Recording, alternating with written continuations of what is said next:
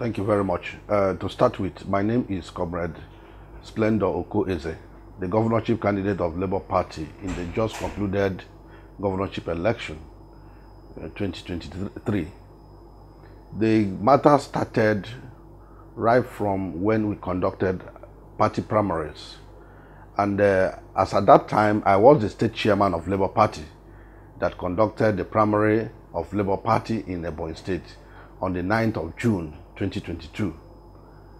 Before the conduct of the primary, there was no His Excellency Peter Obi in Labour Party. So practically things were very difficult to, to achieve that period. So Barrister Julius Abure was on my neck to help the party to conduct the primaries. All my effort to get the national leadership of Labour Party to assist in the conduct of the primary proved abortive. I resorted to selling off my property, in a choice location in the state. And that is where I was able to generate the money I used in conducting this same primary.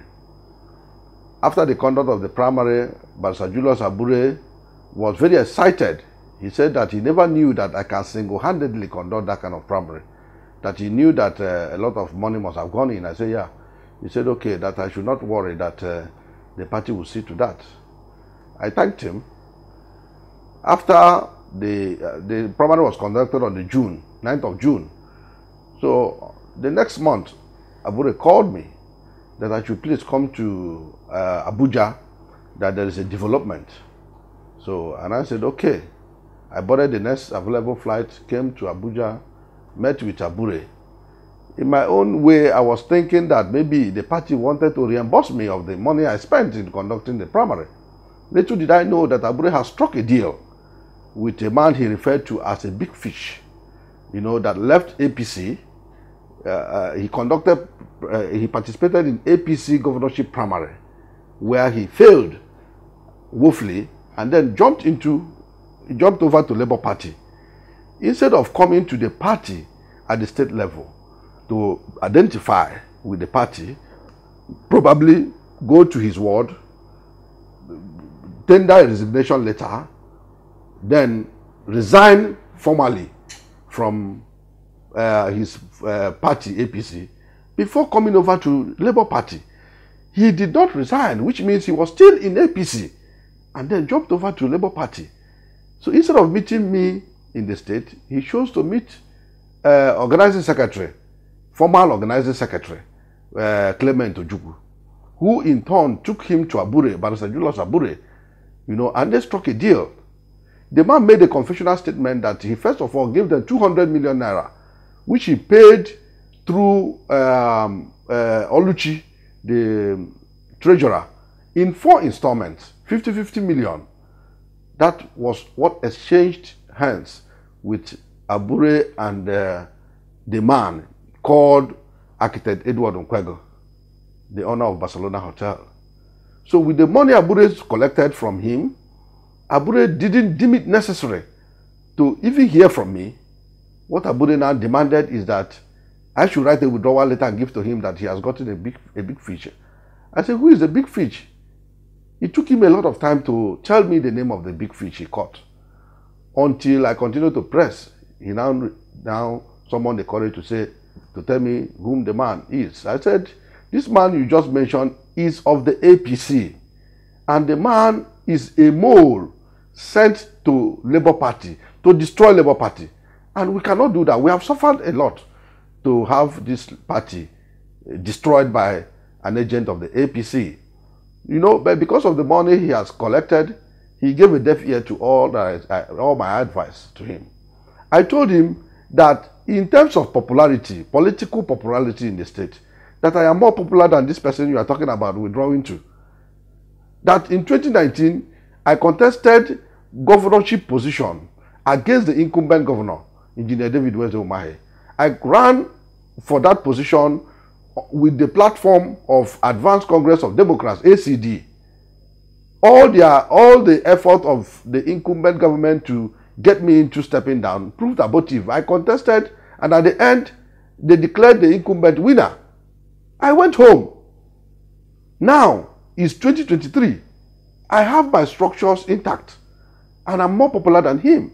I cannot withdraw for him because he's not going to win the election. He is not even prepared to run an election. With that, we had a disagreement. I left in anger. But Sir Julius Abure told me, right before me, that since I have refused to withdraw for his big fish, that he is going to prove to me that he is the national chairman of Labour Party and that it was our final. I told him, okay, let's see how it goes. I left. When I got to Ebonyi State, 2 days after that meeting, or thereabout, 3 days after the meeting with him, I got a call from INEC. They told me that there is a letter, a withdrawal letter that was sent to the commission indicating that I'm no longer interested in running the race, that I'm incapacitated. Therefore, they have brought in a replacement in the name of that same man, Architect Edward Nkwego. I told them it's not possible because I know the law. That the law says if you must withdraw, that the withdrawal letter that has to be submitted to INEC must emanate from you, that you must write personally to the party, stating the reason why you are no longer interested in the race. Submit the same letter personally to the party, who will now submit to INEC. That all of these things never happened. So I don't think that Abure, being a lawyer, can do that, all of those things. You know, but on the second thought, I said, maybe go and verify whether this allegation is true. I now came to INEC and demanded to see what they submitted. The staff told me that they don't operate in such a manner, that I have to inform my lawyer to write them demanding for the CTC of those documents that were submitted. I quickly called my lawyer here in Abuja. I asked him to write INEC immediately that I want to see all the letters submitted to INEC by the party, Julius Abure. Eventually, I got the CTC of all the things they submitted to INEC. Behold, my signature was forged. I have one signature. I don't have two signatures.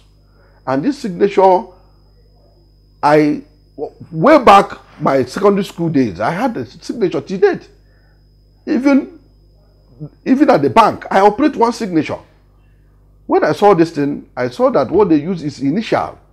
My name is Eze Oko, official name in my certificate. So what they did was that they used E for Eze and O for Oko, initial. That is what they use as my signature. And I'm so surprised that INEC can accept that kind of thing. So with that, I was very upset.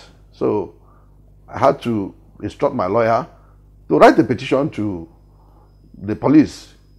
So my lawyer wrote to Inspector General of Police, you know, demanding for investigation, you know, of this crime. The petition referred to case of forgery, perjury, and criminal conspiracy. So police, you know, went into the matter, conducted a forensic examination, and the forensic examination report came out that my signature was forged. You know, so the matter started. They have even issued, you know, a certified true copy of their report. We have it. So as the matter proceeded, Barrister Julius Abure, in his normal way of doing things, because he doesn't care about anybody, he's so selfish, he just cares about himself. What he did was to instruct Oluchi, the treasurer, the former treasurer of Labour Party, to go to Ebonyi State and conduct a substitution primary for that Architect Edward Nkwego without my consent. I didn't even know the venue. I didn't know how they did it. I hadn't withdrawn from the race. So when I saw their moves, I said, I am a law-abiding citizen. I approached the court, the Federal High Court, and the matter started there. As God may have it, the court set aside the substitution primary they conducted and reaffirmed that I am the governorship candidate of Labour Party, that my signature was manipulated. It's in the judgment that I remain the authentic candidate of Labour Party for governorship position in Ebonyi State. They were not pleased with that judgment. They went and appealed the judgment. So we went to Court of Appeal Enugu. The matter started again. At the end, the Court of Appeal in Enugu dismissed their suit and reaffirmed that I'm the governorship candidate. They were still not satisfied. You know, they have money that they have collected from people. So they took me to Supreme Court, Abuja here. I continue to spend money, you know, but because I know that what I'm doing is right, I have to continue to do what I'm doing. That time there was nobody assisting me, so I was doing it. We got to Supreme Court. Supreme Court further dismissed their suit and affirmed that I'm the governorship candidate. So the matter started that way. So the other day, before the governorship election proper, my phone rang. It was organizing secretary, former organizing secretary, Clement Ojukwu. He invited me. He told me right there that, please, he was with His Excellency Peter Obi, that His Excellency Peter Obi wants to talk to me, that he wants to see me. So I said, okay. He gave the phone to His Excellency Peter Obi. I spoke with him that I should come, that he wants to see me. You know, eventually I went and met with him. He apologized. But Sir Julius Abure was there seated. His Excellency Peter Obi was seated. Organizing Secretary, former Organizing Secretary Batu Agu was seated. He pleaded with Sir Julius Abure to preside over the meeting. But Sir Julius Abure declined. He couldn't preside over the meeting because he couldn't look at me eyeball to eyeball. He knew that he had wronged me. He couldn't look at me. So eventually, His Excellency Peter Obi, in his wisdom, took over, you know, the meeting and presided. He first of all apologized to me that he never knew that I'm the governorship candidate of Labour Party, that these people continue to present a wrong person to him, and he has been working with this person, that it was Senator Victor Ume who called him to order, who reminded him of the fact that I am the governorship candidate of Labour Party, and that the window for substitution in INEC has elapsed and there's nothing anybody can do about it, that I should go back to my state and continued with my rally and my campaign. With that, I thanked him, we snapped pictures. I left for Ebonyi State and continued my rally. But I was surprised at the middle of my rally, because we have 13 local governments in Ebonyi State. I had covered some local government. To my surprise, His Excellency was seen in Narrate TV, you know, saying that Labour Party in Ebonyi State has no governorship candidate, knowing fully well that I have all the judgment in all the courts in my favor. And as at the time we were having this issue, it was not party that will determine who is the candidate. Neither is INEC that will determine who the candidate. It is only court of competent jurisdiction that will determine the candidate as at that moment, because there was already, you know, dispute. So all the courts in Nigeria, from Federal High Court, Court of Appeal, and Supreme Court, all affirmed that I'm the candidate. So I was so astonished to hear His Excellency Peter Obi say there's no governorship candidate in Labour Party. But that should be a story for another day. But the truth is that Labour Party, under the leadership of Barrister Julius Abure, you know, the former chairman of Labour Party, you know, did not concentrate more in winning the election. Rather, he was interested in, you know, having deals with people who are not members of Labour Party. The same thing happened in Edo, where Honorable Murphy, who is the candidate for Federal House of Rep in Edo, who emerged as a validly nominated candidate for that election, was shortchanged, was substituted illegally, the same way I was substituted. His signature was forged as well. You know, and in all of these things, Abure will always go to collect money. In my case, he collected 200 million naira at a go in 4 installments. This is a confessional statement the man they extorted this money from made to the police.